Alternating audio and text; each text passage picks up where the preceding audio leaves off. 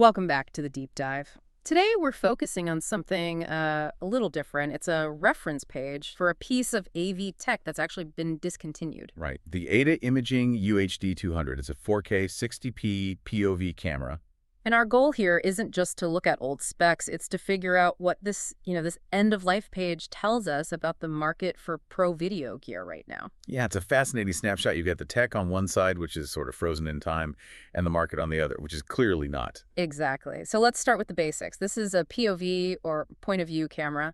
What does that really mean here? It's all about the form factor, the size. And this thing is tiny. I mean, we're talking 2 by 4 inches, ultra compact. Yeah, think about a couple decks of cards stacked up, but it's dense. It's almost a pound. That tells you there's some serious hardware packed in there. So that size is everything. It's meant for hidden placements, right? Tight rigging on a race car, maybe integrated into a stage set. And inside that little body is some serious power. Its core capability is DCI 4K resolution. And that's the full cinematic 4096 by 2160, not the consumer UHD standard. At 60 frames per second, that's very, very professional. So why is that DCI distinction so important for a camera that's, probably just going to be stuck in a corner somewhere? Because DCI gives you that extra width. It means if you're using this for, say, overflow footage in a professional broadcast or a film, that wider aspect ratio will cut seamlessly with your main high-end cinema cameras. I see. So it's about matching the professional workflow. And the sensor doing this is a 11.7-inch CMOS. Yeah, and with a surprisingly large pixel size, 1.85 micrometers. A large pixel size usually means better performance in low light. It's about all. A bigger pixel just captures more light. Simple as that. And POV cameras are almost always in places with, let's say, challenging lighting. Like under a drum set or tucked away in the rafters. Yeah, exactly. And to handle that, the UHD-200 had features like back illumination and motion-compensated temporal noise reduction. So that temporal noise reduction, that's specifically designed to clean up the image when things are moving in the dark. It's addressing the exact problem this camera is built to solve. It was also pretty flexible, with a Varifocal lens and that common CCS mount. Okay, what about getting the signal out? Connectivity. Well, you have your clean HDMI 2.0 output, but all the specialized control stuff runs through a proprietary breakout cable. Right, so what's on that cable? It handles your power, 12 volts DC, your audio input, and critically, the RS-485 connection. For people who aren't in high-end installations, tell us quickly why RS-485? Why not just an Ethernet port for control? Because in pro setups, you need rock-solid long-distance communication for control.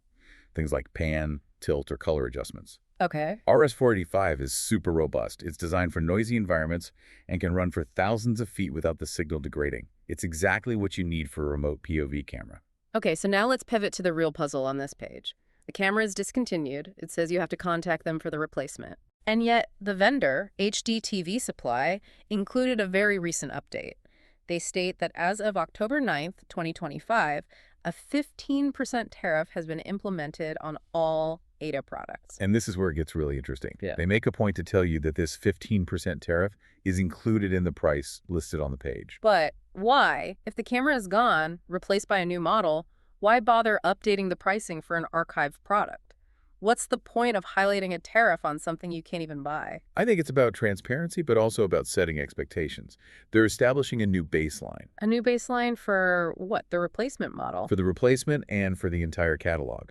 By stating that this 15% cost is baked into everything, even old reference products, they're signaling to buyers that the new product will also have this higher post-tariff price floor. Ah, so that's the aha moment. It's not about the UHD-200's price. It's about justifying the price of its successor. And ensuring that price is consistent everywhere. They're basically saying, look, this supply chain volatility isn't a fluke. It's a market reality we have to pass on. It's a clever way to manage customer expectations around pricing for the whole product line. And the vendor still lists all their guarantees, free returns, lifetime tech support. Absolutely. They're guaranteeing the value around the brand even as the specific product changes. So we started this by looking at a tiny camera with massive DCI 4K 60p power and a 2 by 4-inch body. And we ended up talking about how every single technical spec is sort of fighting against global trade policy. The tech is fixed, but the cost to get it into your hands is not. So what does this all mean for you, the listener? The fact that they've put a 15% tariff on a reference page for a product they don't even sell tells you that supply chain volatility is now so pervasive in the pro AV market, it's actually changing the permanent price structure. Yeah, it's affecting even how we perceive the value of older, stable product lines. Which leaves us with a final thought to mull over. If tariffs are being applied to discontinued product pages just to set a pricing precedent, just how volatile is the cost of the raw components needed to build any specialized gear right now? A compelling question to keep in mind. That's all for this deep dive. We'll see you next time.